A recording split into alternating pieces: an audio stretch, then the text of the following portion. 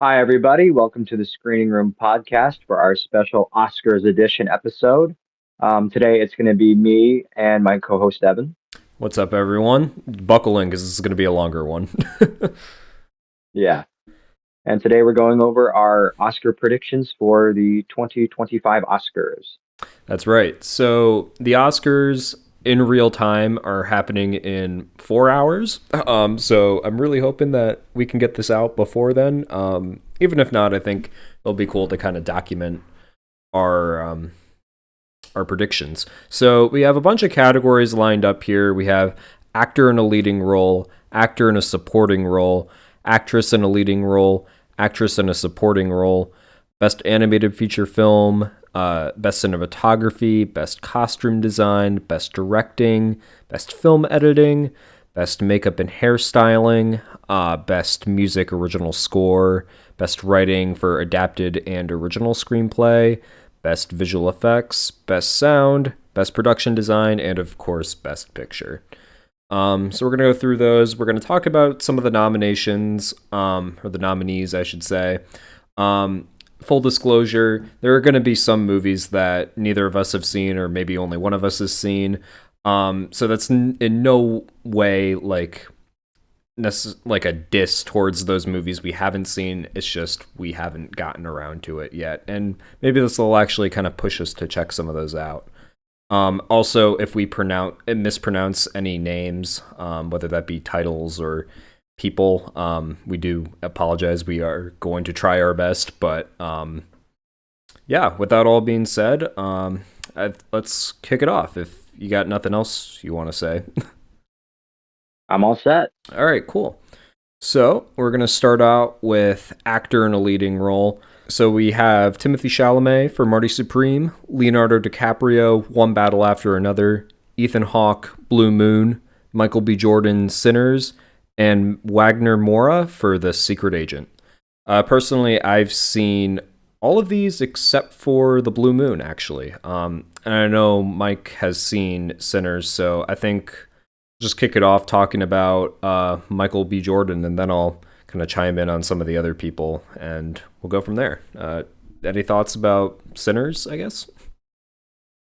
Yes, I will acknowledge I have not seen most of the films in this category, but even still, I definitely think that Michael B. Jordan takes the cake this round. In Sinners, he plays two separate characters, the Smokestack twins, and I gotta say, he did a phenomenal job. He made each character feel unique and different, and then he was able to play both sides of the emotional spectrum, where with allowing Stack to really show the angst and then the fear of being assimilated into the vampires, while um, I believe it was Smoke that went through and got to be a vampire and have all the cool creature side effects. And it just he just made each and every one of those versions of those characters feel like distinct, separate people, which is hard to do in a dual role like that. Yeah, well, and like you pointed out, I think you're right. I think it was Smoke, but one of them eventually does become a vampire. So, I mean, you could argue he kind of played almost three different performances in that movie because vampire Smoke is a little different than normal Smoke. Yeah. So definitely, like, really, really, I would encourage you guys to watch the some of the making of documentaries for Sinners. I'm sure you can just find them on YouTube, but they're also on the Blu-ray extras, video on demand extras. But there's a lot more that went into doing that dual performance, especially like you can see in this picture here that we have of Michael B. Jordan. Anytime that both twins were on screen, there was a lot of like choreography, technical aspects that had to go into it. So definitely a standout performance. But for me, I'm actually gonna say my favorite was Timothy Chalamet. I I know that I don't know. He's kind of the underdog right now if you look at like kind of the betting markets, but I feel like I don't know. I feel like he really just poured his heart and soul into this. He trained for I forget what he said, like couple of years at least learning ping pong. Like, I mean, he had a ping pong table on the set of Dune and what was it, Wonka. He just he really conveyed. He really played an asshole perfectly. Like, he made you like actually kind of care about this asshole. It was just a really really good performance. So yeah, I'm gonna go Timothy. I do want to speak about DiCaprio and Wagner briefly too, just to kind of highlight them again. Ethan Hawke, I'm sure he did great. I just haven't seen the movie. But DiCaprio, I wouldn't say a career best from him, but that's just because DiCaprio's DiCaprio. I mean, you can't really. I mean, his filmography is just unmatched. But it was a standout performance for sure. He played this like kind of very modern, overprotective dad, I guess, but also in this like crazy, like kind of political thriller story. It was really good. Wagner also not a lot to say about him. I feel like he was good.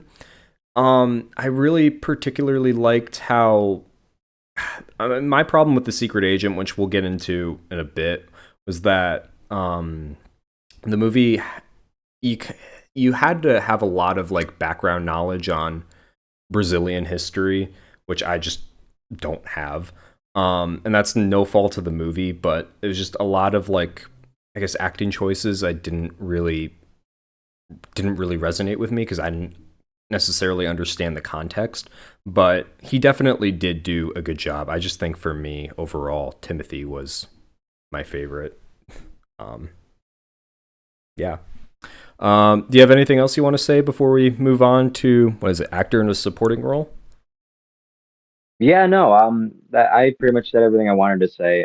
But yeah, no, he did a great job with doing the twins and Sinners. I thought that was definitely the standout performance for me. And Yeah. you were right. Yeah, he definitely. I would consider it three performances for when Stack does turn into a vampire. He does completely not do a 180, but there's subtle differences too that are in the performance when he's joined the vampire cult. Oh yeah, even just down to like dialogue delivery, it's and like facial expressions. It's very subtle, but like it's very powerful, I guess. Yeah, no, Yeah, I agree. Moving on to actor in a supporting role. We have Benicio del Toro for One Battle After Another, Jacob Elordi for Frankenstein, Delroy Lindo for Sinners, Sean Penn for One Battle After Another, and oh my god, sorry. Stellan Skarsgård, sorry, for Sentimental Value. Again, I have seen all of these except for Sentimental. That's the one Best Picture nominated movie I have not gotten to. I'm gonna see if I can low key cram it in after this podcast, but we'll see. I know you've seen Frankenstein and Sinners, right? Of these, correct. Yeah. I'll let you kick it off then. Why don't we start with Jacob Elordi, Frankenstein? Actually, yeah. It's really close between both Jacob Elordi and Delroy Lindo, but I think I might have to give it to Jacob Elordi. The way he played the creature in this the modern Frankenstein reboot, it really made you care for the creature. And we actually just did a review on the original Frankenstein, and the performance is a complete 180. He really captures all the human emotion that the creature if they like conveys in the book and then in this film. It's the subtle actions that Jacob Elordi had when he started out as the like more unintelligent creature, and then as it went along in the film, particularly for like the second half of the film, where it solely explores the creature. It really dives into the morality and the inner humanity that it actually has at the end, where it really just makes you care about this creature in a way that you typically don't in a lot of Frankenstein depictions, unless it's the book. Yeah, I mean, I guess kind of riffing off of that. I feel like I kind of mentioned this in our, if you caught our episode on the 1931 Frankenstein movie, but the Guillermo del Toro one, Jacob Elordi was in, obviously. That was really like my first time like sitting down from start to finish watching a Frankenstein adaptation. And I think Elordi's performance caught me off guard, but not in a bad way. It's just I guess like the Frankenstein stereotype that like I had in my head because again I haven't like actually watched any of those movies prior to that movie. Um, it wasn't at all what I expected, but like it was so good. And the thing that I liked most about him is that he completely disappears under all those prosthetics. And part of that is also obviously the makeup and costuming department, but I mean, he's just unrecognizable, but still somehow manages, like, even through just subtle facial expressions, is able to just convey all this emotion, even underneath all that makeup. And I think that really speaks volumes to his performance. So, definitely a standout this year, I would say. Um, I don't know if you wanted to give your thoughts on Delroy before we keep going here. Yeah, sure. I really did like Delroy Lindo's performance in Sinners. I thought his character, honestly, I thought it was a nice addition to the film, kind of like an older mentor figure to some of the characters in it, and he allowed for someone to see a different side of the story and really just explore the aspects of like the history of the region, particularly with his one monologue scene towards the middle of the film. I thought that was very poignant and really helps show the dangers that have been present in the film, not just from the vampires, but from the rest of the world. No, yeah. I think, especially like for me, I think the standout was when he was at the juke joint, and pretty much everyone had become bit at that point. Like this was like the final bit before they get like led into the juke. The vampires get led into the juke joint. I think even whoever it was, Smoker Stack, was bit at this point. But he had just this really good like With monologue that, talking to all the like the Irish vampires specifically, but all of them really. I think it was really even just the scene at the train station when he's talking about the Irish beers.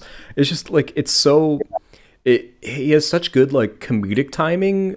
I feel like he had it all. He had the comedic side and and I don't, not monologue, but that bit at the train station, and then he also was able to convey more of like a dramatic tone in the at the juke joint scene. So I think it was really good, but um but yeah, I'm not gonna say who my pick is yet because we have to talk about everyone else. But did you have any last minute thoughts you wanted to say before I talk about the other nominees?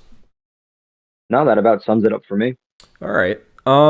So we have two nominees for One Battle After Another, Benicio del Toro and Sean Penn. Um, I think they're both good. Between the two, I would lean Sean Penn. Um, I think Benicio. I don't think he's. It's been a while since I've seen One Battle. I saw it like opening day, and I have not rewatched it since. But I'd have to rewatch it. But I feel like he's not in enough of the movie to where I can really judge too much. What he is in, he has like really good comedic timing. That's all. That's about all I can remember, honestly. I feel like Sean Penn. There's a lot. He's in like pretty much the whole movie. He's like sort of your main antagonist for most of it. Um, and therefore, there's just a lot more. There's a lot more that I could talk about. He has these. He's a very like creepy character, not necessarily like in terms of his presence, but in terms of like his nature in the movie. I don't want to like get too much into it because that's pretty explicit. But if you've seen the movie, you know what I'm talking about. Um, but also he has like some really comedic lines too. Like at the very end when he's talking about like how he thinks he got like raped in reverse. Like it's just it's really like it's a it's a really weird performance, but like weird in a good way. So yeah, I think it was great. And then like I said, I have not. Oh, yeah, I have not seen Stellan Skarsgård in Sentimental Value. I have not watched that film, so I cannot comment. But I do know he's a great actor. He was in Andor, right? Yeah, he was in Andor. Yeah, he's a great actor. I just have not gotten to that particular movie, but that's no diss whatsoever on that one. But honestly, between all of these actors, it's for me personally, it's a close call between Jacob Elordi and Sean Penn. But I would just slightly lean Jacob Elordi. I think. Again, I think it's just he's like Sean Penn. He's in a majority of the movie, but also I think just the fact that he's able to act underneath all that makeup and really convey like the tragedy of Frankenstein. I think, yeah, I think that's my that would be my pick. Jacob Elordi, Frankenstein, actor in a supporting role. I forget. Did you give your winner? Yeah, I gave it to Jacob Elordi. Jacob Elordi. Okay, yeah, that's my bad. Yeah, so we got a consensus there. Jacob Elordi, Frankenstein, amazing performance. With that said, we're gonna hop on to actress in a leading role. I don't know if you want me to keep reading off the names or if you want to take a shot here. I don't really care. No, go for it. Okay. We have Jessie Buckley for Hamnet. We have Rose Breen or Brine, I think, for If I Had Legs, I'd Kick You. Kate Hudson for Song Sung Blue. I'm really gonna screw this up, and I apologize. Renee Renz. I don't know. I probably totally butchered that. I'm really sorry. For Sentimental Value, and of course Emma Stone for Begonia. Of these, I have only seen two of these. Yeah, I've only seen Jessie Buckley in Hamnet and Emma Stone in Begonia. So I don't think you've seen any of these, right? I have seen Begonia. Oh, you have? Really? I have, yeah. Okay, I remember we were talking about this the other day, and I don't think. Okay, so okay, Yeah. okay. What were your thoughts on Emma Stone then? Well, I'm not a huge fan of the movie. I did think she did a great job with her performance. Definitely played into the psychological aspects of the film about being taken prisoner throughout the film, and it allowed for the audience to kind of like um, put themselves in her shoes and to analyze the situation that she's in. I thought she had a lot of subtle deliveries in the performance as well, which I always appreciate. But honestly, that's all I can really say. I I'm gonna be honest, I wasn't a huge fan of the film, but I definitely thought she did a great job in her performance. I'm just curious, and you don't have to elaborate much until we get to the best picture section. But what did you give it on Letterbox? Because I don't think I saw that review. I haven't Right? I haven't put it on Letterboxd yet. Okay. Do you have an idea of what you rate the movie? I'm just curious. Honestly, I don't know if I have an idea of what I'm going to rate it quite yet. I might actually have to rewatch the movie to Yeah, get that's a better fine. I'm not idea. trying to pressure you. I was just curious because I know you weren't that high on Poor Things either. I think Yorgos Lanthimos, he's a very like art He's housey. got a very unique style that Yeah. typically is me. It's the same thing with like Wes Anderson. Yeah. So I think I might have to rewatch it just to like give it a proper like official letterbox rating. But I will say Emma Stone is a phenomenal actress, so I will always say that. Yeah, no. I agree. I think Yorgos Lanthimos is definitely like a you either love him or you hate him kind of director. Um I I thought Poor Things was pretty good. I think Begonia is actually my favorite of those two. I think those are the only two movies by him I've seen, but I could be wrong. I'd have to check. But no, I think Emma Stone, underneath like all of the Yorgos Lanthimos's, unique decisions, I think she did a really good job. I mean, she even shaved her head for that role. Like the scene in the car where she gets her head shaved, that that was her actual hair. They like actually filmed that. I think that's just like real commitment. I remember in some interview. I forget what it was, but the the brother, was it brother? I don't know. Like the brother of the main guy. Oh, I'm being like super vague now. Like the other main character, um, the brother, like the actor behind the brother, he was talking about how like they had to like he was like overthinking how to like actually shave her hair and like the choreography behind that. I don't know. I think that's just really good commitment and like you kind of said, I think she just did a good job really conveying like the whole time if you haven't seen the movie, you're wondering like whether she's a human or an alien. And I think I remember when I was watching it, you she does a really good job conveying like whether I don't know. It's like a mystery. You don't know if she's the alien or the human. It's really kind of like a coin toss. I remember I was very indecisive watching it. I was like, "Oh, I don't know. I could see both sides to the argument." I'm not going to spoil what the ending result was, but yeah, no, I think she did a good job. I'll briefly speak about Jessie, the only other one here I've seen. Um, I think she was good, but I don't know. Hamnet, I was just not very high on in general. And actually, I think between her and Paul Mescal, I think Paul was actually the better performance, even though he's probably, yeah, he's in like less of it. Um, her main thing is she was just very like dramatic in the role, and you know it makes sense. Her children were like, I mean, one of her kids died in the movie. You know, like it makes sense.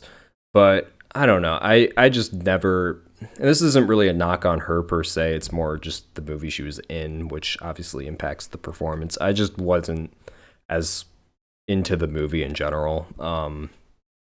So I don't really have a lot to say about her. And unfortunately, I can't comment on the other three performances because I just haven't seen those movies. So I don't want to like give false claims about any of them. But I would say between the two, I would give it to Emma. I think she just did an amazing job, and I think it's a real shame that her chances of winning the Oscar tonight, according to like all betting websites, are like super low. I think Jesse will win, but I think Emma should win. I think. Yeah, I don't know if you have any last minute thoughts you wanted to say about that category before we move on. N- No, I'm all set. Like I said before, unfortunately, the only film I did get to see in this category was Begonia. I really can't give any more comments out on this section, unfortunately. Yeah. All right. Perfect. So let's move on to actress in a supporting role. This is actually a fairly stacked category. Um, Kind of like what was it? Supporting actor. We have two supporting actresses for this one for a different movie. We have Ella Fanning for Sentimental Value. I'm really gonna butcher this one, so I apologize in advance. Ingna Ebs Ebs daughter Leah's for Sentimental Value as well. Amy Madigan for Weapons.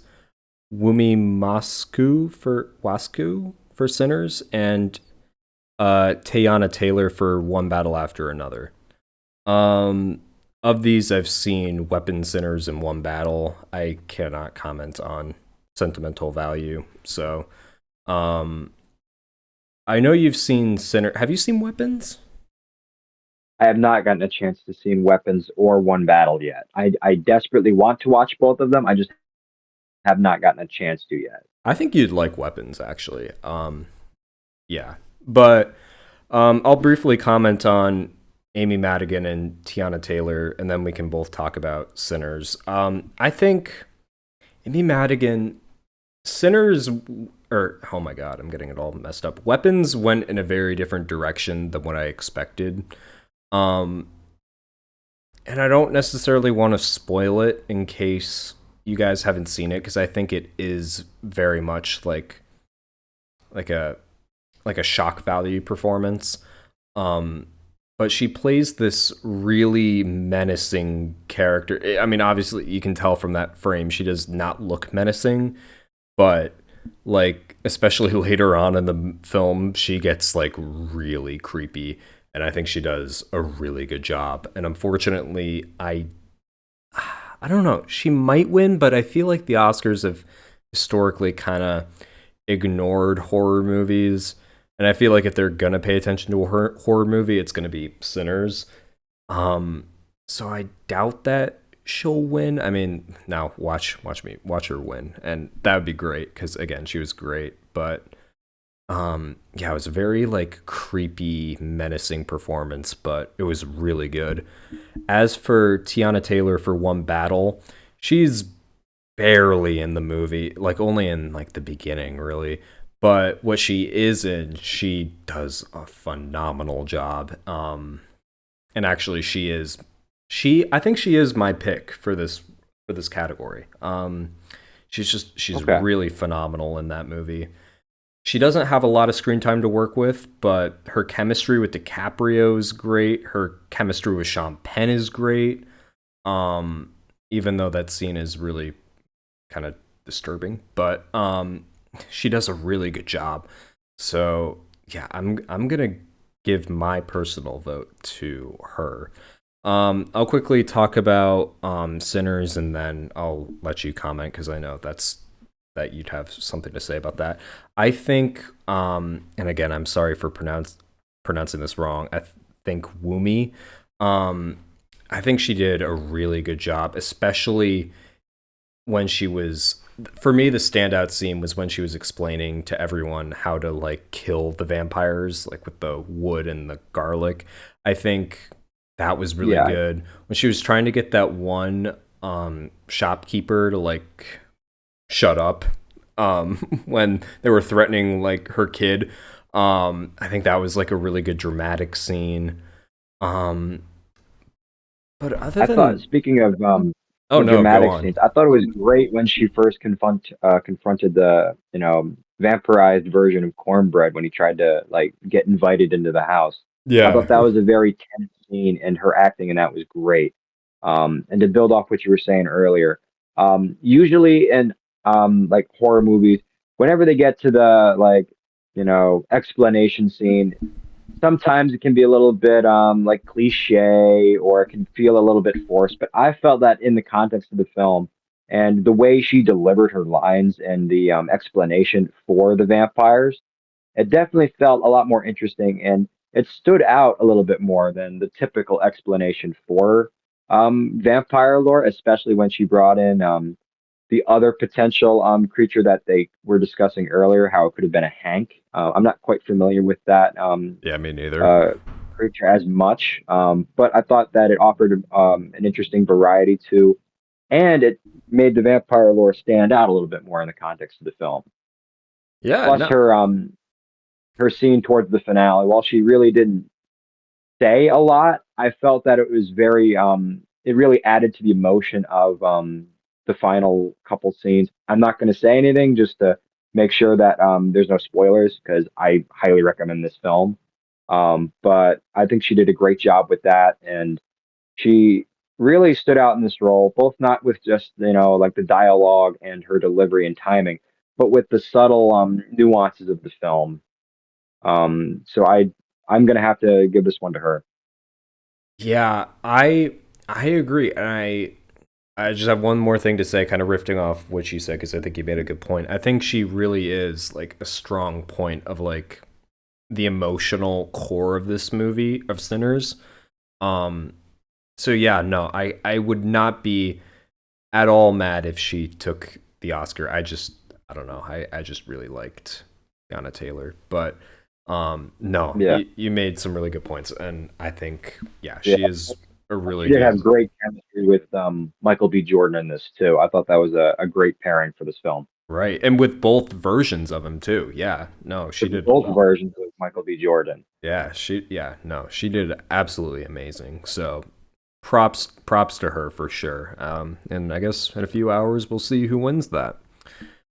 Moving on to best animated feature film, we have Arco, Elio, K-pop Demon Hunters, um, Little Emily, or the character of Rain, and Zootopia 2. Have you seen any of these? Full disclosure, I have not seen any of these yet.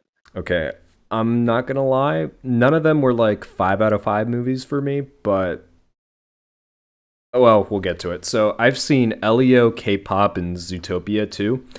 I'll just kind of briefly go over each of them. Um, Elio,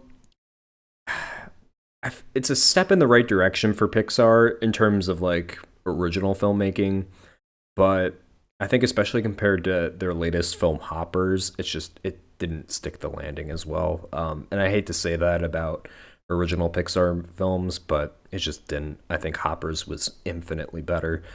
It had a cool concept, but and it had a good message too, but I don't know, it just wasn't that great in terms of like the actual like animation quality. Um, I mean, it's Pixar, like you know what to expect, and that's not a bad thing at all. In fact, it looks really good. It's just it's not very unique. Whereas I think our next nominee, K-pop Demon Hunters, while I definitely wasn't as high on that movie as Elio or Zootopia, I think the animation style was just really, really good. It really stood out, which I think definitely helps in a category like this. And I think K-pop is a shoe in for the win. I think it will absolutely win. Um, the songs are really catchy. The story it does have some good messages behind it too. And I can definitely see why it's like a big one with like younger kids. So it's definitely a great movie. Zootopia 2 would personally be my pick. I think I gave it like a 4 out of 5. So none of these, the three that I saw, were like standout animated movies, but I would say Zootopia 2 would be my favorite. I did, again, it's a kids movie. It has had a good message behind it. I liked a lot of the references too. Like there was a scene where like I'm not gonna spoil who it is, but the villain is kind of limping through a with an axe through a snow covered hedge maze, which you know a reference to The Shining, obviously. Um, there were a lot of cool references. The story was good. The plot twist, obviously, you could see it from a mile away, but you know it's meant for less mature audiences, so I get it. So I would personally give it to Zootopia 2, but I think K-pop is gonna win. Um, so that said, let's move on to the next category, cinematography. So our nominees are Frankenstein, Marty Supreme, One Battle After Another, Train Dreams, and Sinners. So I know you've seen Frankenstein and Sinners. So why don't you kick it off with your thoughts on Frankenstein? All right. This is going to be a tough one to decide. Honestly, both Frankenstein and Sinners are they're almost tied for me. I think that they both have great cinematography. To speak out about Frankenstein specifically, I thought they really captured the gothic atmosphere really well in this film, particularly how they did the I don't want to say the transformation scene, but the creation scene of the Frankenstein monster. I thought how they had that lit up, especially with the two like the giant batteries and then the lightning storms in the back. I thought really um amplified the intensity of the scene, and it helped push the plot forward. I thought that a lot of the best cinematography really shined in the second half, particularly with the creature portion of the film, where you get to see Jacob Elordi's Frankenstein try to survive out in the wilderness, and then meet that the family, and he stays there for the winter. And then at the very end, the one shot that really sticks with me in terms of cinematography from the end of this film is in the very last couple minutes where we get to see the creature walk off into the frozen tundra, and you get to see the creature just look out at the sun and shed a couple tears. And I thought that image really stayed with me, and they used the Arctic background really well in that scene, and I thought that just stood out, which I got to give it props for that. And just to hop over to Sinners, same thing. They did a really great job with that.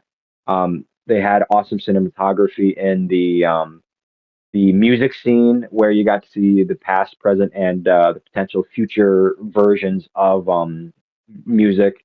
They did a Absolutely. great job with all of the sunset scenes. Those looked gorgeous, particularly the shots with both Michael B. Jordan characters when they are looking at the sun going down. That was great.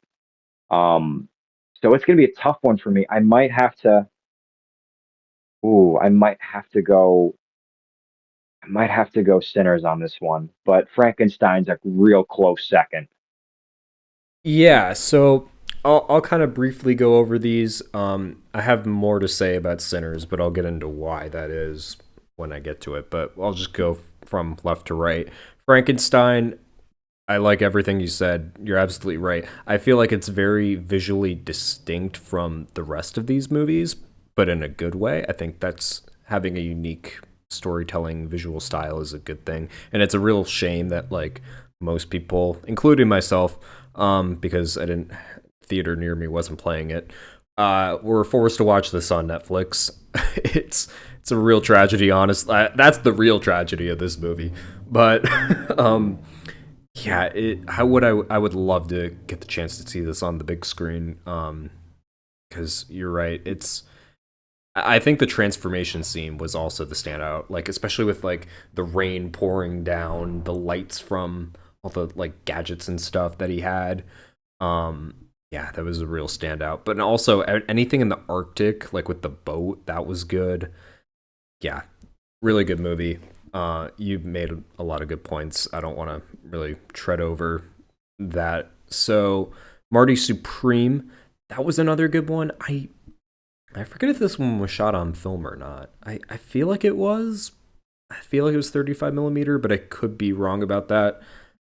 Correct me if I'm wrong, but that one was good. I feel like it was a little bit bland in terms like there wasn't really anything that stood out to me to be honest. It's a phenomenal movie. Definitely go see it. But just in terms of cinematography, I don't really I honestly can't think of any like real standout shots. So, yeah, I don't have a lot to say about that other than if what I think is correct in that they did shoot on film. I think that's a good thing. I love seeing that. But yeah, honestly, that might be my lowest in this category, which is a shame because it's a really good movie. One Battle After Another. This is the first movie since the 50s or 60s, I believe, to be shot and presented in VistaVision. I know last year the Brutalist, I believe, was shot on VistaVision, but I don't think it was like presented in VistaVision the same way. So I love that. Reviving old film formats, that's cool. I got to see this one in IMAX, looked great. Um, Again, I'm trying to think of like I think in the beginning, um, the whole beginning like montage of DiCaprio and Tiana Taylor, that was like a good one. That was good. I think for me though, the standout, and I think a lot of people will echo this, is towards the end of the movie when they're going through this like hilly road. It makes just like a hilly road seem super like it keeps you on the edge of your seat because it's like a car chase through a hilly road. Um, and the way it was shot. I don't want to like spoil it if you haven't seen it, so I'm not gonna like say who's chasing who, what the stakes are, whatever. But if you've seen the movie, you know what I'm talking about. That's a standout for sure. But I would honestly put that as my second least favorite. It is good, but I think there's just more standout stuff in the other three movies. Train Dreams, I was not high on that movie at all, but I do have to admit the cinematography was cool. Um, Not a lot to say about it other than I like that it used a like a almost I think it was 4:3 aspect ratio. And the colors were nice and rich. Again, it's kind of ironic that these really well shot movies are just kind of locked on Netflix. I know that they both had like limited theatrical releases, but it would have been nice to see some wider releases in theaters. But then my personal favorite movie cinematography wise, like you, was Sinners. I was lucky enough to get to see this in 70 millimeter IMAX at the Lincoln Square IMAX, the biggest screen in the United States. That rocked. And I had like the perfect seat too, like literally the seat that Christopher Nolan recommends in that theater. It was great. Um, it just, like you said, the sunset, that was great. But like you said, the standout for sure was that music scene where it goes through like the evolution of music. That was just, I'm never going to forget seeing that. Oh, that was great. So, yeah, my pick, Sinners, closely followed by Frankenstein. Um, yeah, great looking movie. If it ever comes back to IMAX, go see it in IMAX. It's great. Um, I second that. yeah. Let's move on to costume design. Our nominees: Avatar Fire and Ash, Frankenstein, Hamnet, Marty Supreme, and Sinners. Um, yeah, so you've seen Mhm. Frankenstein and Sinners, correct? Yes, I have seen Frankenstein and Sinners. I'm just going off of the comments. I have some stuff to say about Hamnet and Avatar. Again, just fair warning, I have not seen those films. I've only seen the trailers for them. So I'm only talking about the stuff that I've seen in the trailers. I thought the costume design for Hamnet, I think they like nailed the period accurate looks for the costumes. Well, I think they're a bit bland. It definitely matches the overall vibe and aesthetic that they're going for in the film. But and then same thing with Avatar. It's pretty much, I don't want to say identical, but it's very reminiscent of the first two films as far as costume design. So there's not much I can really say on that. Um, but for me, I'm gonna have to go with Frankenstein for costume design. They've really managed to make every character stand out in a unique way, in the sense of the creature, allowing them to have something other than just the giant, the boots with the formal attire there. That kind of like stereotypical Frankenstein look wasn't present in the film, and I think that was for the better. Um, in the tundra scenes when he wears the combo of all the different furs and then the rest of the snow gear, I think that kind of adds to the hodgepodge nature of the creature without having like a solid article of clothing or like an aesthetic. And even with the small details, like with Mia Goth, her character, one of the necklaces that she wore throughout the film, was made of beetles, and I thought that was like a nice addition to her character, since she had a passion for insects in the film. So I thought that was like a nice, clever touch to add characterization through costuming. Yeah. Um, I think I'll just kind of go through. Again, I've seen all of these, so I'll just go through left to right. Avatar. I think it's hard to call it costume design, in my opinion, when none of the costumes are actually like tangible costumes. They're all just made in a computer. And I think what you said is true. They're all very reminiscent, at least of like Jake Sully and his family, of the prior two movies. The only like new thing we see is like the Fire Tribe or whatever they're called. But yeah, I just I'm putting it at last place just purely because they're not tangible costumes. Like they're just made in a computer. So it's hard to really like they have access to, they can do anything and everything because it's in a computer, whereas all these other nominees like actually had to make a tangible thing to put on their actors and actresses. So yeah, I don't really have a lot to say about Avatar, but yeah, Frankenstein, I agree. I think that's part of what I was kind of talking about earlier, where Jacob Elordi kind of caught me off guard, and I think part of it was down to like his costume and makeup and everything. He just didn't look at all what my mental image of Frankenstein looked like. But And that definitely caught me off guard at first, and it took me a while to kind of adjust to like, okay, this is what Frankenstein or the monster, I should say, is gonna look like in this movie. Um, but like you said, I'm kind of glad that they took their own unique approach to it. It really does make the movie stand out amongst the other adaptations, and I think it does look good. And even Oscar Isaac's character, he looks great. Um, Again, like really, I want to, I guess like period piece clothing, sort of, but also almost like Yeah. gothic. Um, Yes, they definitely have that the gothic vibe, and I think of the of the period piece clothing, I'm gonna have to give it to Frankenstein, just because it felt, visually distinct from the rest of everything, and something that you could really um identify with, like in the sense that you like if you saw one of those costumes like without seeing the name on the titles for any of these, you could always point to that, oh, that's Frankenstein. Whereas I feel like, with examples like Sinners or even like Marty Supreme, if you didn't know what movie it was and you took them off the actors, it might be harder to tell what movie those are from. But I feel like with Frankenstein's costuming, it's going to be something that you can almost instantly point out in comparison to these other films. that's actually a really good point. No, I like that because yeah, I think especially with Frankenstein because he's rich, right? So they can get away with having him wear these really like exuberant but gothic costumes.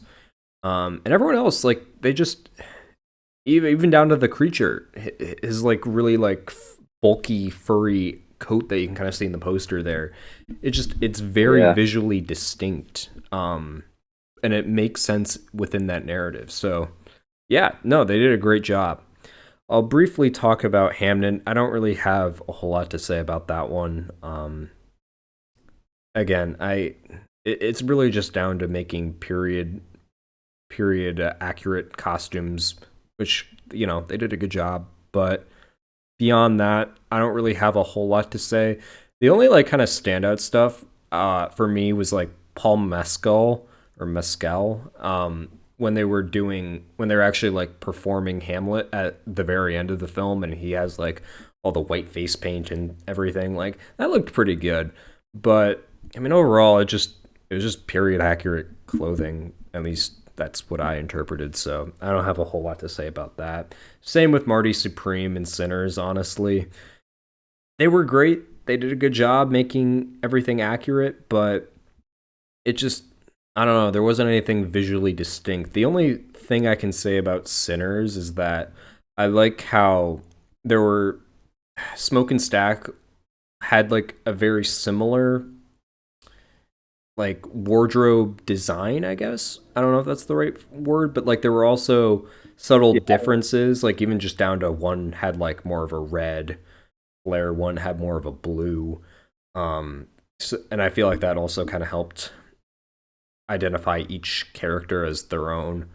Um, but I think Frankenstein far and away is the best in costume design. Um, Yeah. And even in terms of like if we're looking at the costumes like from front to end of the film, I felt like Frankenstein had more unique ways of getting like more dirt and grime into their costumes. As funny of a side tangent as that is. Whereas I feel like with Sinners, it mostly was like they used a lot of like prop blood and dirt and other like common things you could find in like an action or horror film for it. But I thought Frankenstein for their costuming. One thing I'd like to point out in particular is at the very start of the second half, where it takes the perspective of the creature. When the creature goes through like Frankenstein, like Dr. Frankenstein's like dumping ground of all the bodies, and it picks up this one old like wartime coat. The coat, half of it is covered in moss, which I think just looks so interesting to see on a costume because they made it look like, like real living moss. And it kind of helped play into the background that he's like a part of nature, or that it's like some like nature's slowly creeping in to something unnatural like the trench coat. yeah, So I even think like subtle things like that kind of help the Frankenstein costuming out. Whereas I feel like with like particularly like Marty Supreme and Sinners, um, it really didn't just have as much evolution in the costuming as the film went on. I will say for Sinners, I can't really knock it for that, just because the whole film is supposed to be set within like 24 hours. Right. Well, and I think But that's an I important definitely think, distinction about Marty Supreme, Hamnet, and Sinners. We're not necessarily like docking their costumes. It's just Frankenstein had yeah, more of an excuse to have more flamboyant stuff. So I think that just stands out more. yeah. And I feel like, again, this is not a diss at any of these costumes, particularly Marty Supreme and Sinners. They both had amazing costumes. I just feel like Frankenstein had more variety with their costumes. Yeah, for sure. And more memorable costumes, I think, too. Yeah. Yeah, no, I agree. So I think we're gonna both put Frankenstein as our pick. I'd be shocked if it doesn't win, but I guess we'll find out tonight. Our next category, directing. We have Hamnet with Chloe Zhao, Marty Supreme, Josh Safdie, One Battle After Another, Paul Thomas Anderson, Sentimental Value, and I'm gonna mispronounce this, and I sincerely apologize. Joachim Trier, and Sinners Ryan Coogler. Um, I have seen all these except Sentimental Value. So I'll let you kick off with Sinners. Yeah. For me, I'd have to, while I have only seen Sinners, I definitely think Ryan Coogler's directing really stood out for this film. Out of his directorial standouts with like the Black Panther movies or the Creed movies, while I think that his directing was phenomenal in that, I really think that for this film, he really went above and beyond his already incredible standards for this film. He really allowed all of us in the audience to really put ourselves in the shoes of all these characters from the Smokestack Twins to Sammy or even Remick as like the film's supernatural antagonist. And really we got to you know see these interesting characters done in a great variety of ways put into something that's just as simple as just like an old rundown mill. He made like a scene like that really vibrant and interesting too throughout the film. And I feel like that's kind of a hard thing to do, especially when that is like your main set location is just one building. Whereas I feel like all these other locations had more, I don't want to say variety, but they had more opportunity to go other places just because Sinners was limited within like the 24-hour timeline of the film. Right. And I just think that he did a great job with that. And while I have not seen the other ones, it's going to be really tough to beat the level of directing in this movie. Yeah, no. Kind of like what you said. I think it's really refreshing to see Ryan Coogler come go back to like making a non-franchise movie because I believe the only other because obviously Black Panther, Wakanda Forever, the Creed movies were all tied to bigger franchises. I think his last like independent movie was Fruitvale Station, which I have not been able to see, unfortunately. I'll definitely have to get to that at some point. But it was really cool getting to see him play around in a sandbox of his own making. That's not a diss on his other movies by any means. It's just it's cool to see him like kind of branch out and do something different. And I would honestly I think this is my favorite of his movies that I've seen. Um I think I'm going to have to agree. yeah. Although I will say Creed 3 it's another great one. I think I'd have to give it. It's definitely in the top three of his filmography, the third Creed movie, Well, but that was this is Michael definitely B. number one Jordan. He though. directed that one. Oh, my bad. Oops. Sorry Yeah, about that. I think he only directed the first Creed. Michael B. Jordan definitely directed the third one. Um, but yeah, no. Creed is also a good one though. The original. That's good, especially with like Rocky's whole fight through cancer. But anyway, yeah, no. I would still say that I think Sinners is my favorite of his movies. I'm not gonna lie. Um, I'll just briefly gloss over the other ones because I think for both of us, Brian is a shoe in for this category. But Paul Thomas Anderson, I think, is the other like. I think he's probably has the next best chance at winning. In fact, I think he might. I wouldn't be shocked if he wins, actually, especially based on like Kalshi predictions. But honestly, I don't know. When I look at all of these movies, with the exception of Sentimental Value, which I have not gotten to see, there weren't any like distinguishing directorial decisions on the same level as Sinners. There were obviously like nuanced decisions that had to go into all three of these movies, but I just feel like with Sinners, I don't know, there was just more of like Ryan Coogler's personality and his own history kind of coming out. He really wanted to put his culture on display, and I feel like that just it really resonated with me more. So I feel like Ryan Coogler. I don't know. I think he's my favorite in directing. He's my Um, pick as well. Yeah. yeah. So let's move on to the next category, film editing. For this one, we have F1 the movie, Marty Supreme, One Battle After Another, Sentimental Value, and Sinners. Did you ever get a chance to check out F1? I never did. I'm gonna have to watch that. Oh, dude, oh, that one's great. But yeah, I'll briefly go through these, and then we can have more of a in-depth conversation about Sinners. F1. I'm trying to think. Just looking at these nominees, what I would pick as my favorite. It'd either be F1 or Sinners.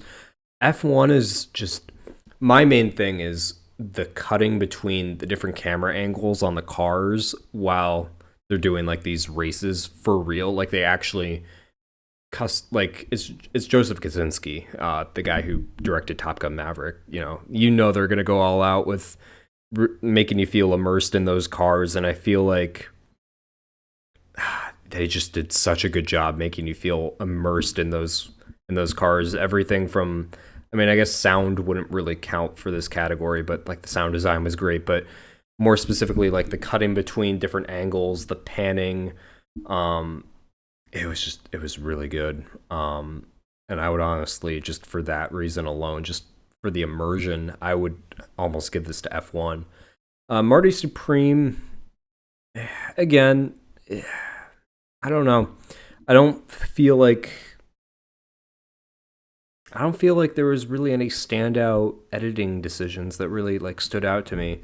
And that's both a good and a bad thing. And I could say that about One Battle After Another too. Like I feel like when you can't pick out any like standout editing decisions, that's neither a bad or a good thing. It just means like it means that they didn't screw up basically, in my opinion. Like I feel like I don't know, they conveyed the story that they wanted to convey and didn't really need to do anything crazy to like keep the audience engaged in the film. So it's not necessarily a doc on either of those movies, just nothing like really stood out to me, like F1 did.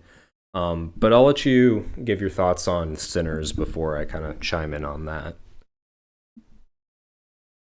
Same thing as I said before with this film. I felt like the best standout thing with the editing is the pacing of the film because it's a film that for the first 40 minutes it really takes its time to establish all the characters. It allows the audience to get to know everybody, you know, get to absorb the time period that they're in, and then slowly but surely as more of the vampire elements seep in at the beginning, then all of a sudden, just like that, it really elevates the stakes and you can feel it in the editing too because of how, especially with not only the music scene inside the juke joint, but the dance scene outside with the vampires in the Rocky Road to Dublin scene. That was great editing, and it put a variety of different um music styles out to display in a way that haven't seen another film do like that, allow for more musical variety in that sense. And then it was, as soon as the vampire threat was taken down, it really got to slow back in and prep people for the send off at the end of the film, and then just get everyone, all set in. And sorry, I'm kind of losing my train of thought. No, you're good. But overall, yeah, overall, I thought the film was great. Yeah, no. Yeah, again, I think between all of these, I think you made good points about the pacing. And I feel like that's really the mark of a good editor, right? Can they keep the audience Yeah, retained? Can they keep that attention, and whether that entertained. be they're watching in a theater or they're watching at home? I think that's really the main job of an editor. And I think all these movies, again, I have not seen Sentimental Value, so I can't comment on that one, but I think they all did a good job. So for me, really, I almost have to look past that. And I feel bad because all these movies did such a good job at pacing, like you said.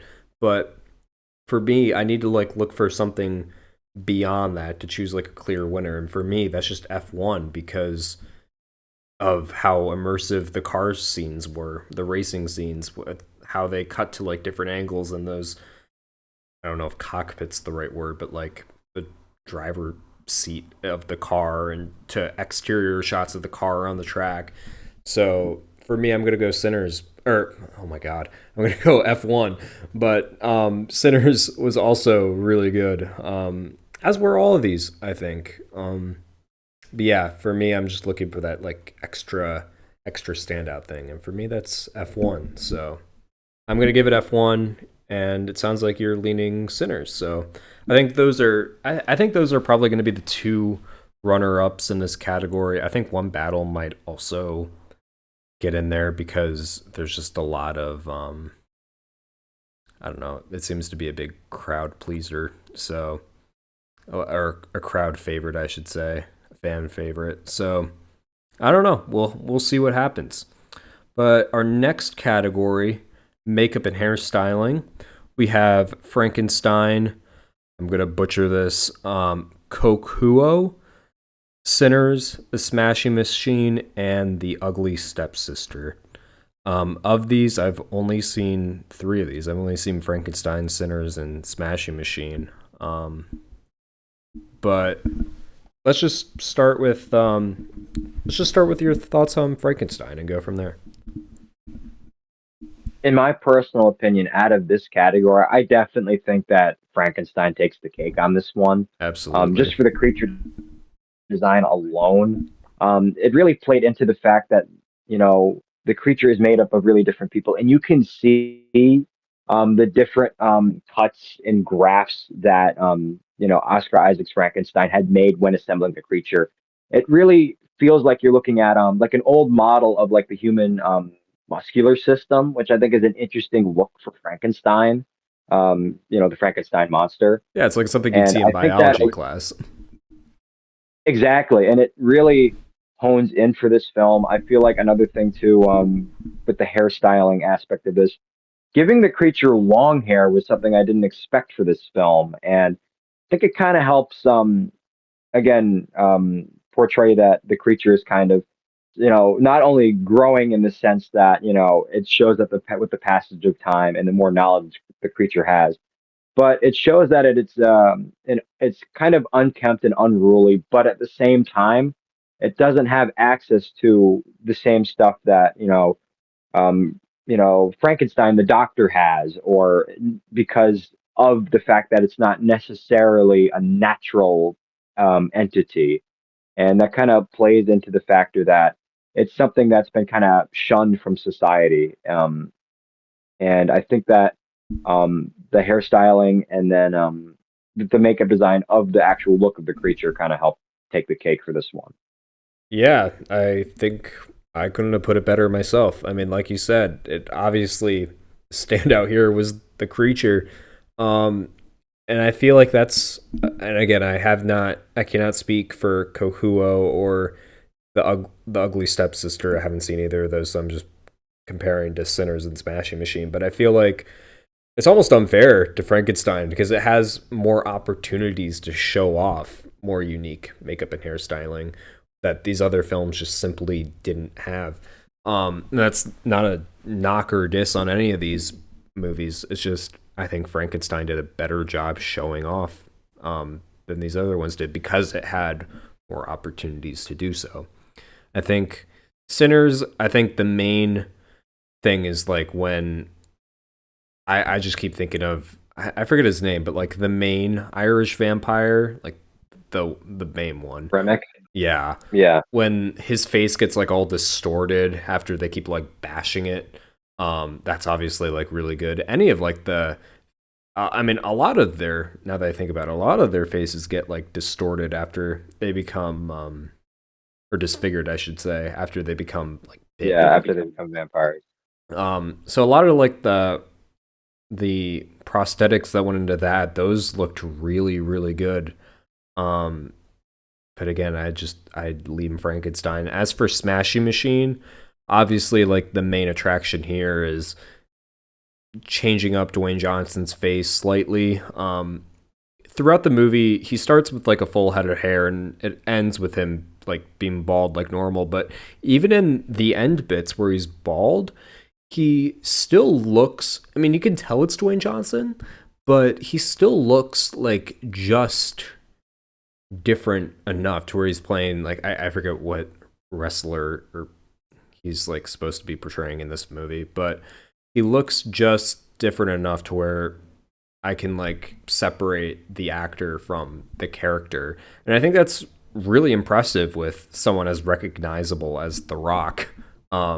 But that all said, I agree with you. I think Frankenstein just takes the cake here. It's really impressive how they were able to make a very visually distinct version of a character that's existed for almost 100 years, at least in a Yeah. visual form. So yeah. Yeah. Um, And another thing too about the film, I just wanted to say real quick. oh yeah. I also like the subtle stuff they did with makeup and hairstyling because with Mia Goth's characters, I should say, I didn't realize till the end credits that she actually played two people.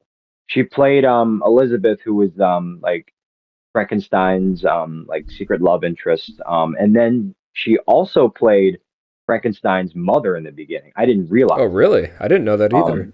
Yeah, I didn't. It didn't dawn on me until I saw the credits, and I was like, oh my goodness. So that just goes for the makeup and hairstyling that I thought, even with subtle differences, that these were, I thought they were two completely separate people and they're two completely separate characters, but they were played by the same person. I didn't even dawn on that, let alone the creature design. That's impressive. I did not know that. Wow. That's really cool.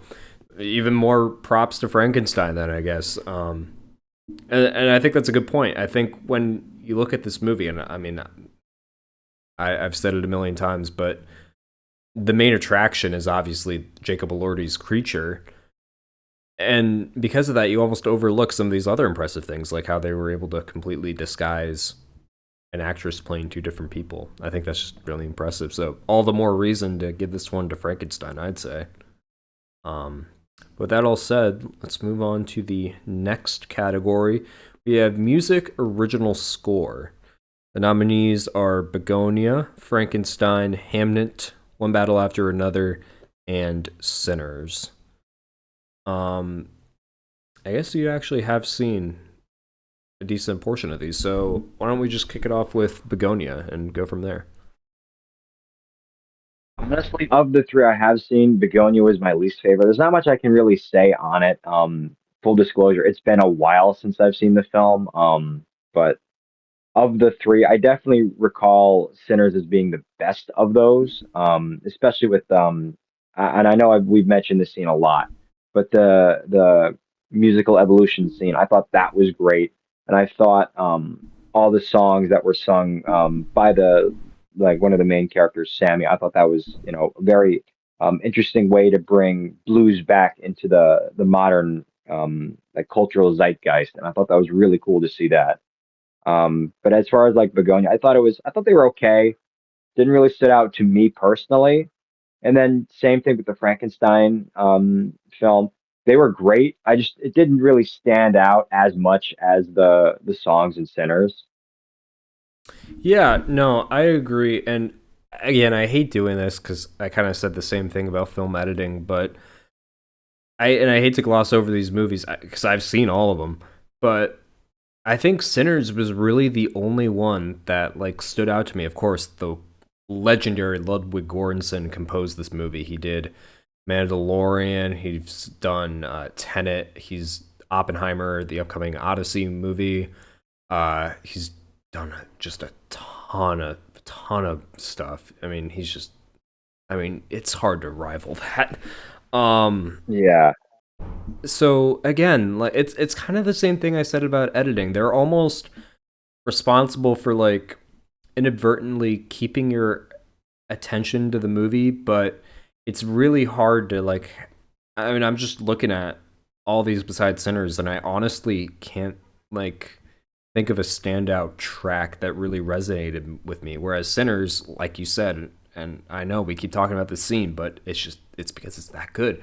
That like yeah, music through the decades scene was just such a standout, especially in 70 millimeter IMAX with that IMAX surround sound. Oh my god, it was so good. yeah, Um, so yeah, I'm just gonna give it to Sinners. And again, I hate to gloss over these other movies, but I just think when you have Ludwig Göransson, you can't compete with that unless your name is John yeah, Williams or Hans Zimmer. Like, oh my god. yeah. So it was great. But yeah, no. And just to build off what you're saying too, for me, how I can really judge like same with like, I guess more like costuming. The winner for me is when I can, listen to a piece of music and not know the title. Like it's not like, written in front of me and I don't know where it's from. I can identify it instantly. Same, it's like an example is like the Indiana Jones theme, where like you could hear it, in the middle of the day, like in the mall without seeing like a sign of it, and you'd be like, oh, that's the Indiana Jones theme. The only one out of this group, in my opinion, that could do that for me is Sinners. Like I could hear, and I know we've talked about it a lot, but like the evolution scene, or even just the main theme, I could hear that out and about and be like, oh, that's the Sinners theme. Yeah, no, I couldn't have put that better myself. And again, I think Ludwig Göransson is just one of the few composers who has that unique ability to make something that's recognizable without seeing like the album cover, or, otherwise being clued into what movie it's from. So yeah, Yeah. no, I easily give this to Sinners for sure. Um, our next category is the first of the two writings. We have adapted screenplay, and the nominees are Begonia, Frankenstein, Hamnet, One Battle After Another, and Train Dreams. So let's just kick it off with Begonia. I'll let you give your thoughts on that. Again, it's gonna be the same thing as before. I just personally, I wasn't a huge fan of the film. I thought it was an interesting idea. Just it wasn't for me. Um, again, of the categories, I am gonna have to give it to Frankenstein. I read the Frankenstein book, Oh, and okay. I gotta That's say right. it's fairly close. It's like the closest adaptation I've seen of the book, and I feel like they really nailed the creature down in the sense that they were able to make the creature sympathetic, and they really painted Victor Frankenstein as this tortured soul who's just trying to play God, and it goes horribly, horribly wrong. And I think it was able to capture the two main characters of this film really well, while, in my opinion, adapting and paying homage to the original Mary Shelley Frankenstein novel that I have not seen in another Frankenstein film like this. Yeah, no, that's a good point. And I mean, I'm just looking at these other nominees, and despite seeing all of them, I don't actually know what any of these besides Frankenstein were adapted from. Especially One Battle After Another. I didn't realize it was adapted from something. So I'd be curious to see like if it's adapted from. And so I guess my point is, it's kind of hard for me to judge these as an adapted screenplay because I don't know what we're adapting from. And even Frankenstein, like I know it's from a book, but I haven't actually read the book, so I'm just trusting your judgment. But I mean, with one battle, I'd be curious because I know they really walked a fine line between like seriousness and like comedy in some ways. And I'd be curious to see like if whatever they sourced it from was kind of the same way because I feel like just in terms of just writing dialogue wise, they did a really good job with that film. But I'm gonna go with the safe pick, and I'm gonna agree with you, and I'm gonna say Frankenstein. With an honorable shout out to One Battle. Um, yeah, we'll jump over to the next category: writing original screenplay. Um, I have only seen two of these, but the nominees are Blue Moon, It Was Just an Accident, Marty Supreme, and Sinners. I can only speak for Marty Supreme and Sinners, so let's just kick off with Sinners and your thoughts on the screenplay for that film. All right. Just to start off with Sinners, again, phenomenal film. What I really appreciated with the original screenplay of this is not only did they, incorporate all the blues and then the period piece elements into the film really well, but they did a really damn good vampire story. And that's something I have not seen in a while, in my opinion. I felt like for the longest time, post the early 2000s, vampires in the like modern like cultural zeitgeist had been kind of been seen as like these more like tragic figures, like mostly because of like the Twilight movies. So getting to see a more classical version of a vampire in a story that takes place as really more of like a 1930s period piece. I thought that was a great idea, allowing to mix like a classic like creature feature with the vampires into a more emotionally resonating story with like this underground blues joint and the struggles of just living in that time period at at that place and in that time period. I thought that was a really interesting way to balance that out, and that the metaphor of vampirism in that was a really interesting way of exploring those ideas in the film. And they even kind of made I mean, they kind of made Remick an interesting figure in the sense that you got to see his perspective in on the situation that was currently going on in Mississippi at the time. Towards the end, where he went on his mini monologue about how his homeland from Ireland kind of went under a similar thing, and how he kind of went and tried to adapt to that. And I thought that was a very interesting way to incorporate a mythological creature like the vampires into real world history. I thought in a really unique way.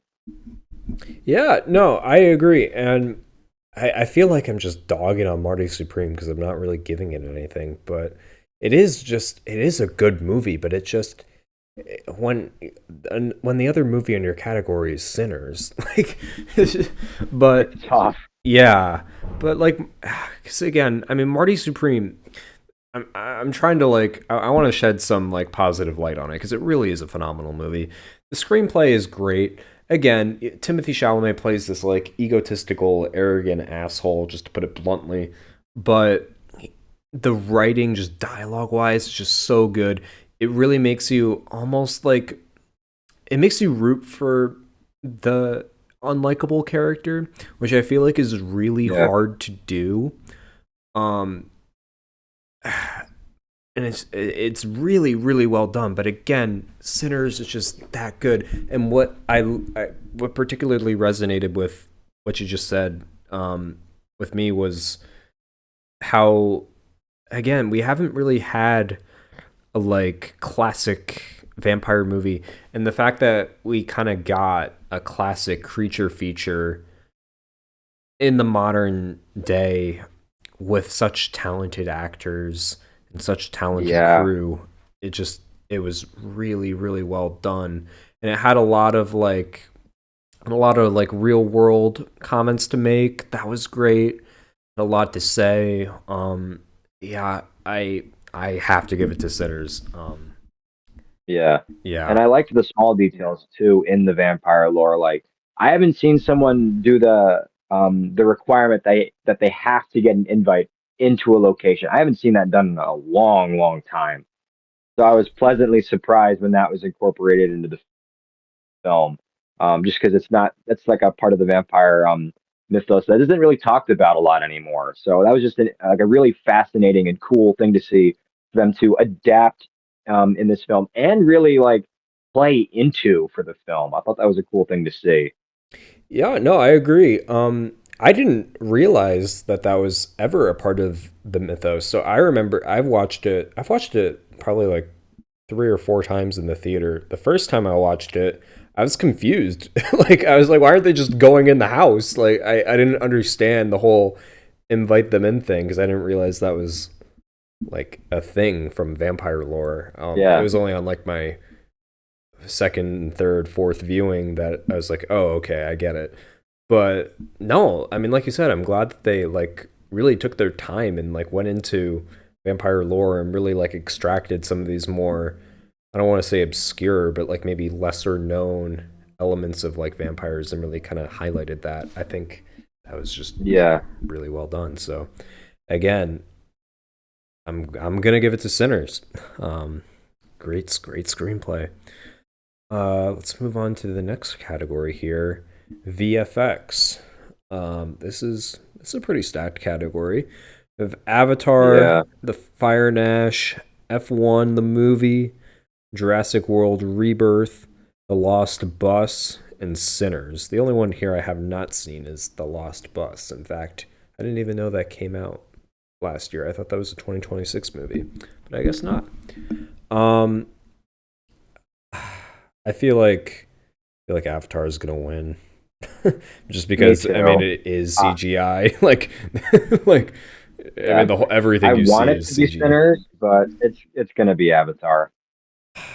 Well, and for me, and I realize you can't really tell the story of Avatar without doing it the way James Cameron's doing it.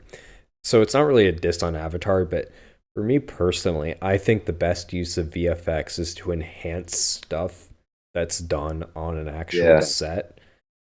So like F1, Jurassic, Sinners. I can't speak for Lost Bus because I haven't seen it, but at least F1, Jurassic, and Sinners did a great job of that. They actually had actors on real sets, um, yeah, and the VFX were just enhancing what was on screen.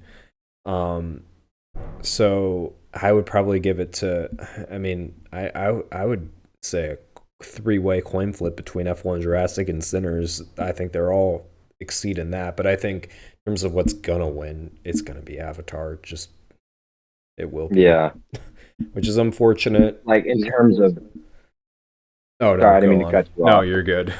I was going to say, in terms of visual effects, like for Jurassic World, I really liked the unique dinosaur designs for the film, especially the D Rex. I believe that's what it's called in the film. I thought that was a kind of a neat design to really show, like the early stages of InGen when they were trying out to, perfect the dinosaur cloning process. I thought that was a really distinct look for the creature in this film that obviously hasn't been seen before.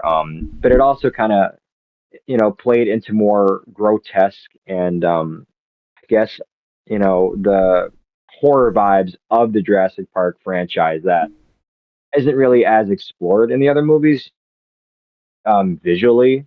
And it allowed it to stand out compared to the other ones. And for Sinners, I gotta say the best for the visual effects was again in the music in the decade scene with the metaphor of the burning roof. But the vampires that they had great visual effects, particularly the eye shine Oh with yeah. the different characters. Um, and I like the subtle detail too is you can tell how long they've been vampires for based on their eye shine. Like Remix was like Oh a yeah. bright red, and he's the oldest there. The two like side vampires that he picks up when he's first introduced, they kind of had like a yellowish purple hue to them, which I thought was kind of interesting to show they've been there like a little longer than the other ones who got assimilated. And then Stack and Mary, they had like a yellowish tint when they first got infected. And then at the very and then at the very end of their transformation, they started to get the purple eyes to show that they were starting to become like more true to the vampire side, that they had been exposed as a vampire for longer. And I thought that was just a nice visual effects element told through storytelling. Yeah. No, for sure. I didn't even realize that was a thing. I'm gonna be honest. That's really cool. And again, I think it's kind of like what I said earlier. Sometimes less is more when it comes to this stuff because I really love seeing practical set stuff, practical effects. Obviously, not everything can be done. Like it wouldn't be practical to have all the actors wear contacts, and even if they did, it wouldn't like shine that same way. Um, so Yeah, I think having VFX enhance what is captured in camera is the best way. And I mean, again, Avatar, like yes, objectively, it looks good, but like I don't know, I want to lean. I don't know. I feel like it's easy to gloss over Jurassic, but I do agree with what you said. It's cool seeing like mutant dinosaurs. Like that's at least something new. But at the same time, we've seen that, like dinosaurs in general. yeah, So it's not necessarily groundbreaking. It doesn't have to be. They look great, but I feel like Sinners did something a little bit, for lack of a better different. word, cooler. Yeah, different.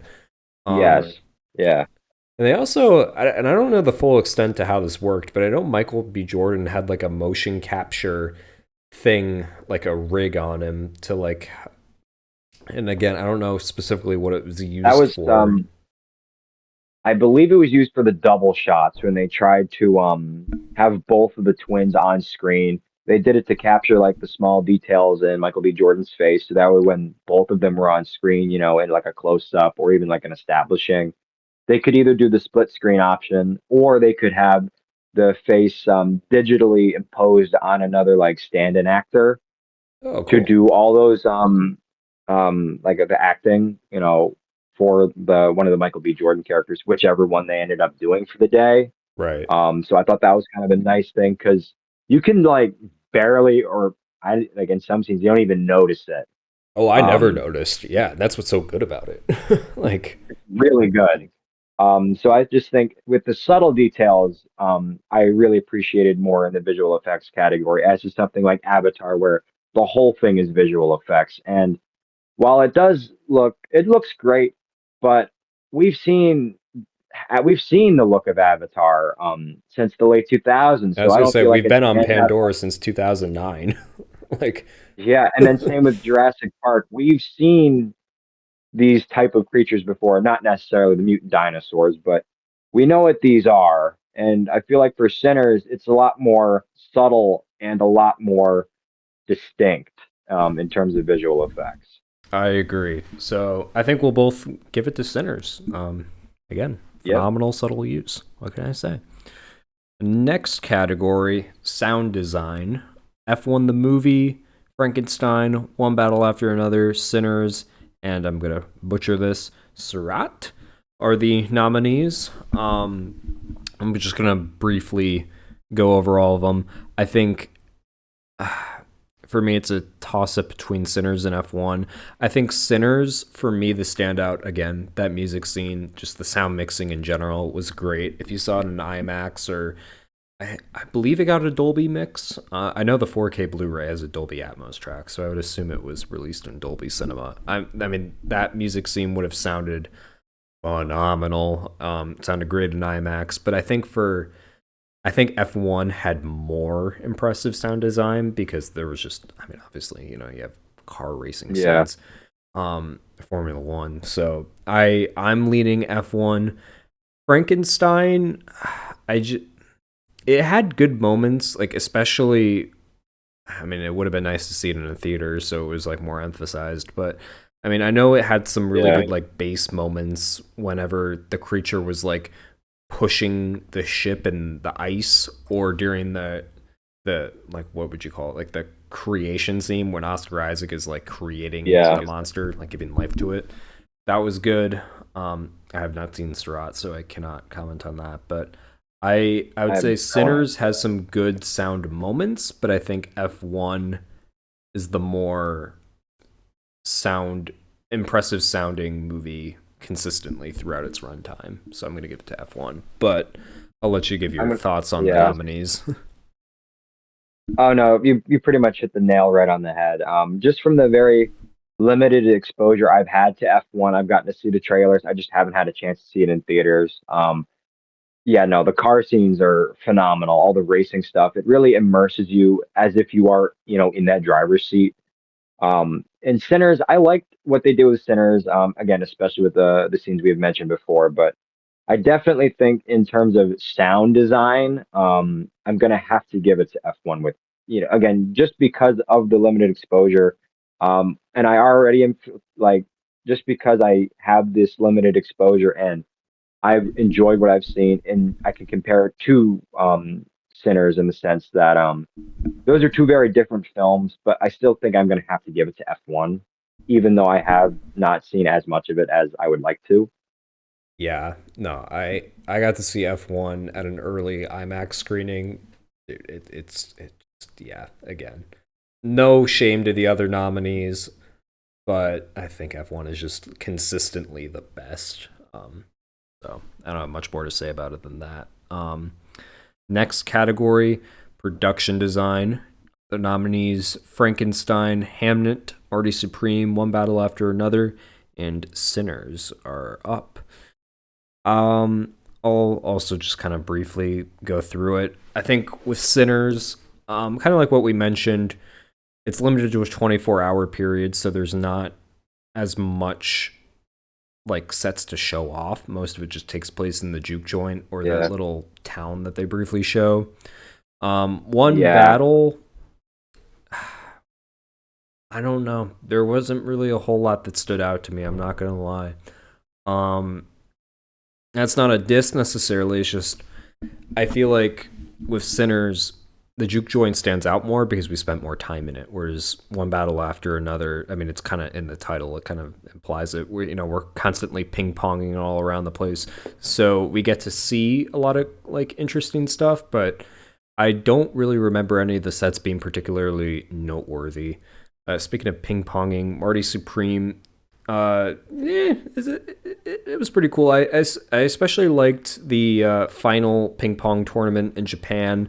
That was pretty cool, but again, there wasn't a whole lot. Also, I guess Gwyneth Paltrow's, I guess it was like apartment or hotel room. That was pretty cool, but I mean, it wasn't anything crazy. It was cool seeing like an older, I think it was like 1930, or no, I think it was closer to like the 40s or 50s, like older New York. That was kind of cool. They did a good job like bringing that to life. Hamden, I don't have a lot to say about that. They were just kind of in a house and in the woods a lot. It was cool seeing like the stage where Hamlet was being performed at the end, though. That was really well done.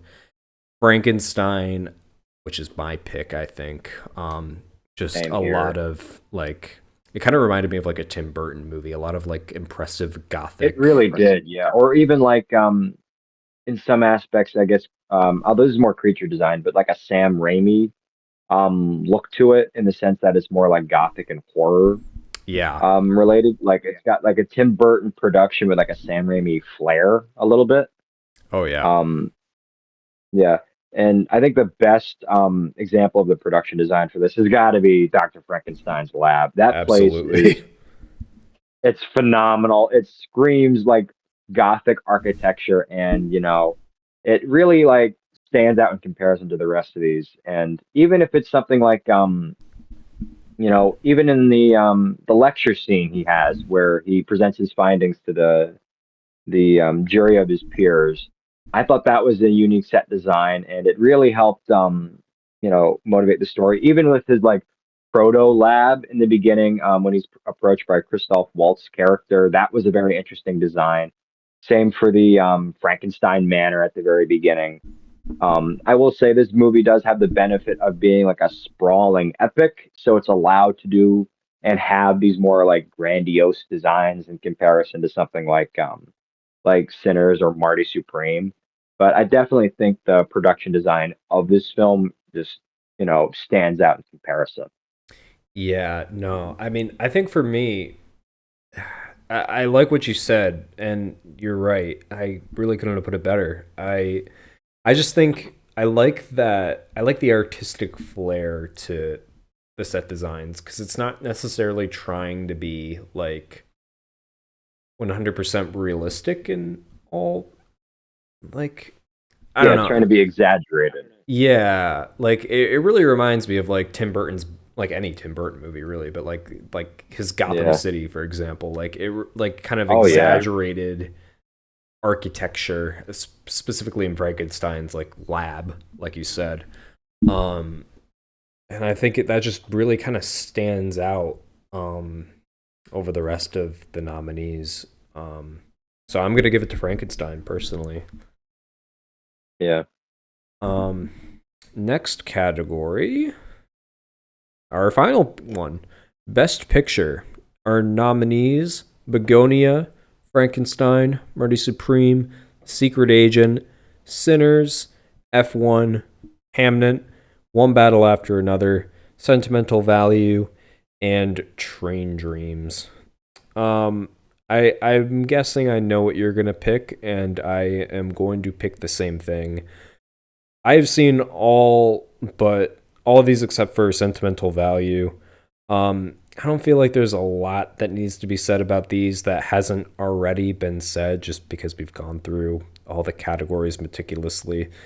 Um, but I think overall, I'm going Sinners because of all the Yeah. reasons that we've talked about in the last almost 2 hours, hour and a half, 2 hours. I don't know where Yeah. we're at now, but I just think it's a wonderful design of or combination, sorry, of acting, directing, cinematography, sound.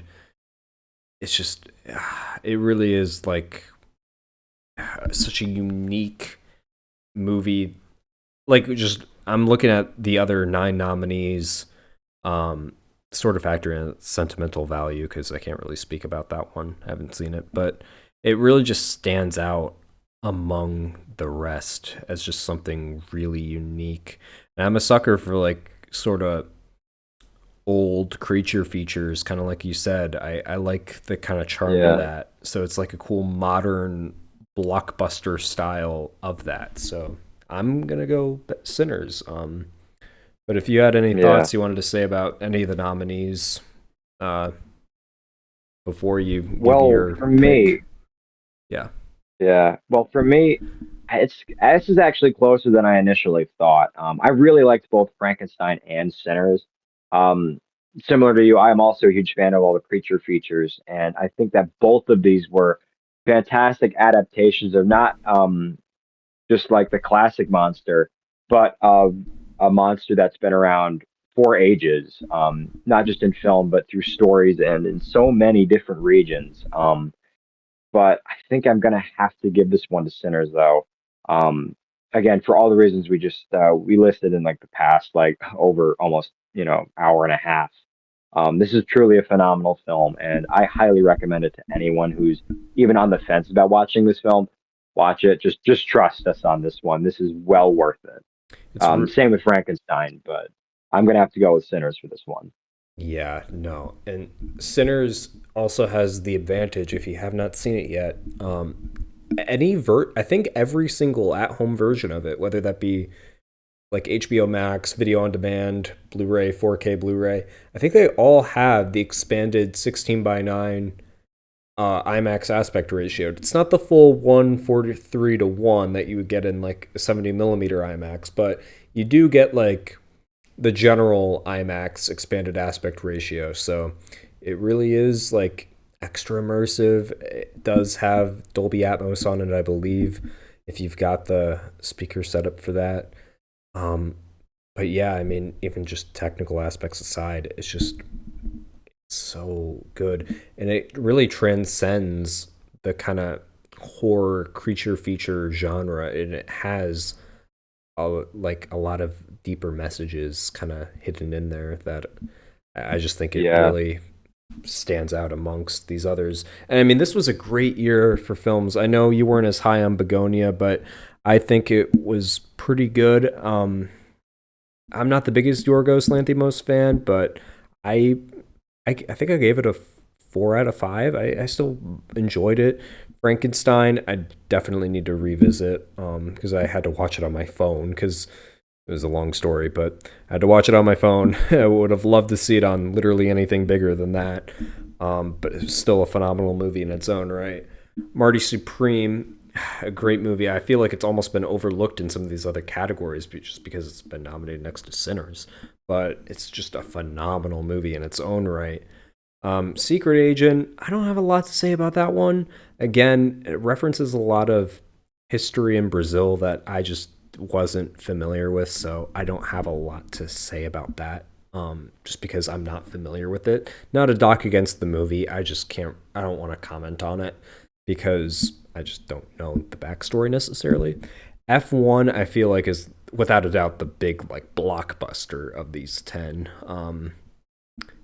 Definitely like the biggest crowd pleaser. You could put this on, and I think just about anyone would enjoy it. It's like the Top Gun Maverick of this year, directed by the same guy, Joseph Kosinski. Great movie. Hamnet, I feel was I don't know. It wasn't really my thing. I liked the ending. I liked seeing how Hamlet was kind of created, like the stage play, but it wasn't really my thing. It was just a personal taste thing. One Battle After Another. That's another one I should really revisit. I have not seen it since whenever it came out, September or October.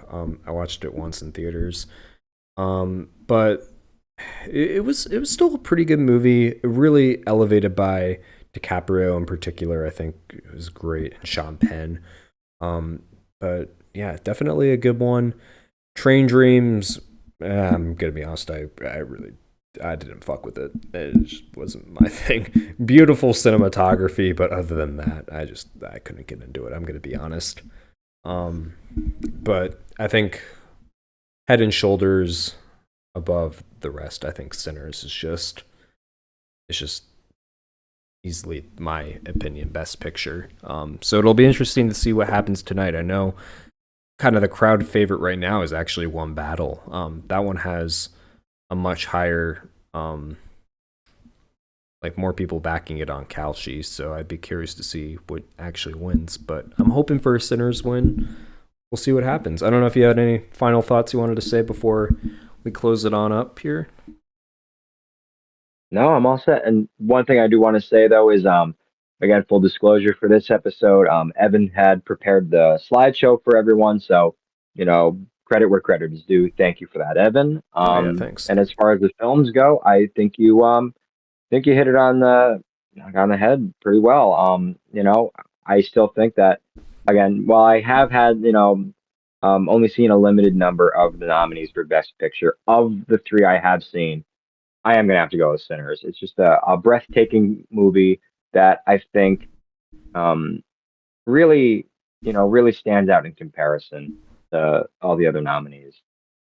Yeah, I feel like it's really a perfect mix of like accessible blockbuster, but also like deeper. I hate using this word, but like cinephile esque filmmaking. It really is just it's just that good. So if you took anything away That's from something for this, everybody. yeah, exactly. If you took anything away from this podcast, watch Sinners if you haven't already, and watch the Yeah. Oscars if you haven't. If you weren't planning on tuning in, but that's all I got for me. I will leave a quick little teaser for what could be coming in next week's episode. Just when he thought it couldn't get any worse, it did. Oh no, I'm turning into a Vulcan. Mom, Dad, there's something wrong with me. There's something your mother and I need to tell you. I am a leprechaun, Kyle. And that about wraps it up for me. This was Evan and my co-host Mike. I don't know if you had any final last minute words you wanted to say before I close it on out here. I'm all set. Thank you guys for tuning in. If you have any comments or if you have any suggestions for us to watch, or even if you have your own Oscar picks, just let us know in the comments. Thank you guys for tuning in and have a great rest of your weekend. Yeah, Make sure to comment, like, and subscribe. We'd love to see the engagement. I think it would be fun to get some conversations going in the comments. Love to see it. But yeah, thank you all for watching if you made it this far. And we will see you in next week's episode. Thank you all for watching.